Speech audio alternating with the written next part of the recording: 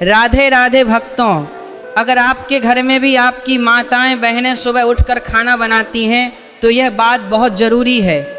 यह ज्ञान हर उस व्यक्ति के लिए है जो अपने घर में सुख समृद्धि चाहता है। कहा जाता है जिस घर में महिलाएं खुश रहती हैं वहाँ माता लक्ष्मी का वास होता है। माँ लक्ष्मी कहती हैं स्त्री सिर्फ घर की शोभा नहीं बल्कि घर की लक्ष्मी होती है। जहाँ उसकी इज्जत होती है और वह सुबह उठकर गृहस्थी संभालती है वहाँ गरीबी टिक नहीं सकती। भक्तों, आज मैं आपको एक सच्ची और गहरी सीख देने वाली कथा सुनाने जा रहा हूँ जिसे माता लक्ष्मी ने बताया था। यह कथा हर गृहस्थ के लिए ज़रूरी है क्योंकि इसमें बताया गया है कि माँ लक्ष्मी किन कारणों से घर में रहती हैं और किन वजहों से घर छोड़ देती हैं। कथा सुनने से पहले इस चैनल को सब्सक्राइब कर लो और वीडियो को पूरा ही देखना। अगर स्किप किया तो आपको पाप लगेगा कि सनातन धर्म और अपनी घर गृहस्थी के लिए और अपनी परिवार के लिए आपको दिन में 5 से 10 मिनट देना ही चाहिए। समय देवर्षि नारद जी आकाश मार्ग से जा रहे थे। उन्होंने देखा एक गरीब आदमी खेत में बैठा जोर से रो रहा है। उसकी हालत देखकर नारद जी का हृदय पसीज गया। वह उसके पास गए। वह व्यक्ति सिर पकड़कर रो रहा था और बर्बाद फसल देख रहा था। नारद जी बोले, हे पुत्र, तुम इतनी करुणा से क्यों रो रहे हो? उसने आंखें खोली और देवर्षि नारद को देखकर चरणों में गिर पड़ा। वह बोला, हे प्रभु, मेरी पत्नी का पिछले महीने निधन हो गया। मेरी छोटी बेटी किसी तरह खाना बनाती है। पत्नी के जाने के बाद घर की हालत बिगड़ती गई। खेत बर्बाद हो गया, पैसा खत्म हो गया, जानवरों ने फसल नष्ट कर दी। ऐसा लगता है मां लक्ष्मी ने मेरा घर छोड़ दिया। मैं अकेला पड़ गया हूँ। यह सुनकर नारद जी दुखी हुए और बोले, हे पुत्र, चिंता मत करो, मैं तुम्हारे लिए समाधान लेकर लौटूंगा।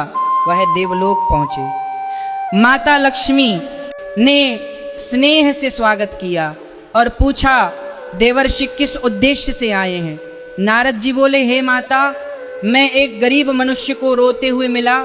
उसकी पत्नी चली गई और वह कहता है कि आपके जाने के बाद उसका घर उजड़ गया, खेत नष्ट हो रहे हैं और कष्ट ही कष्ट है। उसने पूछा, आपने उसका घर क्यों छोड़ा? माता, मैं यही जानने आया हूँ कि ऐसा कौन सा कारण था कि आपने वहाँ से अपना वास छोड़ दिया। माता लक्ष्मी मुस्कुराकर बोली, हे नारद जी, ये प्रश्न केवल उस मनुष्य के लिए नहीं बल्कि पूरे कलयुग की स्त्रियों और घरों के लिए लाभदायक है। आज मैं आपको एक महत्वपूर्ण कहानी सुनाने जा रही हूँ जिससे पता चलता है कि मैं किस वजह से किसी मनुष्य के घर में ठहरती हूँ और किन कारणों से मैं उस घर को छोड़ देती हूँ।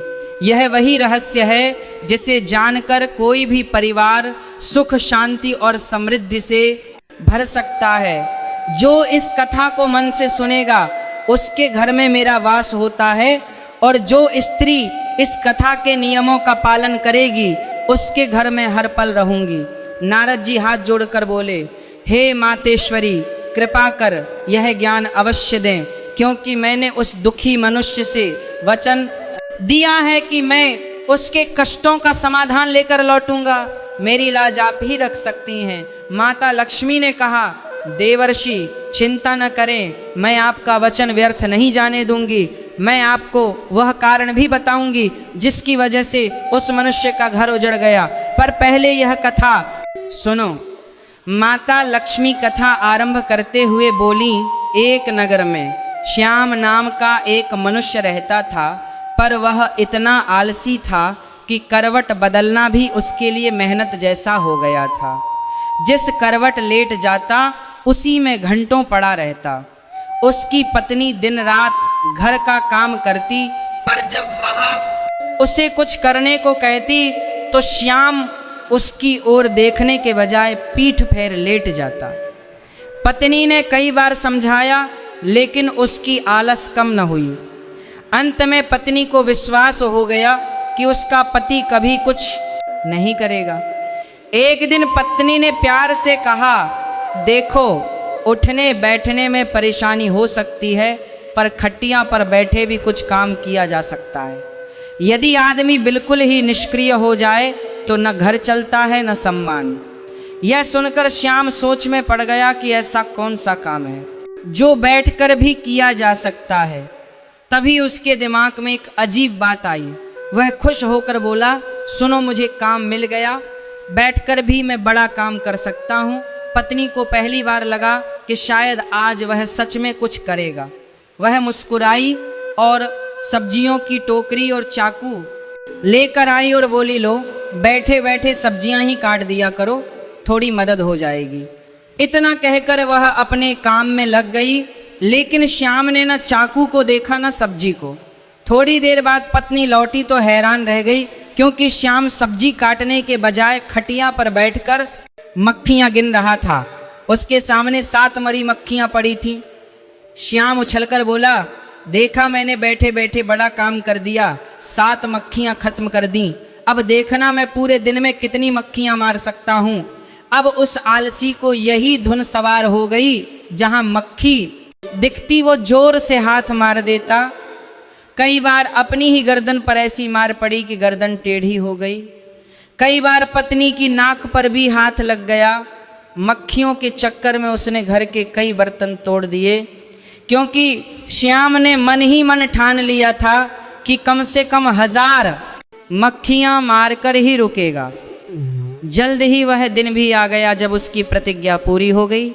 उस दिन वह पूरे शहर में घूमता हुआ कंधे पर बांस का डंडा रखकर उछलता कूदता अपनी बहादुरी का बखान करता जा रहा था, और वह रास्ते भर यह कहता जा रहा था कि आज मैं हजारों को खत्म करके आया हूँ। उसकी बात सुनकर लोग सहम गए। सबको लगा कि उसने पास के जंगल में रहने वाले दुष्ट प्राणियों का सफाया कर दिया है। यह खबर देखते ही देखते पूरे नगर में फैल गई कि उसने सच में हजारों दैत्यों को मार गिराया है। लोग उसे देखने के लिए जुटने लगे और उसका नाम 1000 मारी पड़ गया। वह जिस गली से गुजरता भीड़ उमड़ पड़ती। धीरे धीरे वह पूरे राज्य में मशहूर हो गया। कुछ समय बाद राज्य पर दूसरे राजा ने हमला कर दिया। उस समय यहाँ के राजा के पास कोई योग्य सेनापति नहीं था, इसलिए उन्होंने दूतों को आदेश दिया कि जहाँ भी कोई सक्षम युवक मिले उसे तुरंत दरबार में लाया जाए। खोजते खोजते दूतों को 1000 मारी का नाम सुनने को मिला और वे उसके घर पहुँच गए। राजा के सैनिकों को देखकर 1000 मारी डर के मारे घर के अंधेरे कोने में छिप गया। दूतों ने उसकी पत्नी से बात की तो पता चला कि राजा ऐसे वीर को सेनापति बनाना चाहते हैं जिसने हजारों को मार गिराया हो। पत्नी भी हैरान रह गई, पर दूत उसे लेकर दरबार पहुंच गए।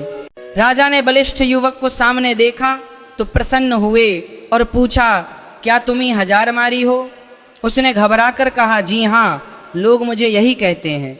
राजा बोला, तुम्हारी वीरता के बारे में सुना है, इसलिए युद्ध में हमारी सेना का नेतृत्व तुम करो। कांपते हुए उसने यह आदेश मान लिया और पत्नी को खबर देने घर पहुंचा। पत्नी खुश तो हुई, पर घबरा भी गई कि उसका डरपोक पति युद्ध कैसे लड़ पाएगा। यदि वह मैदान में घबरा कर भागा तो राजा उसे छोड़ेंगे नहीं। उसने एक मजबूत रस्सी से उसे घोड़े पर बांधना शुरू किया।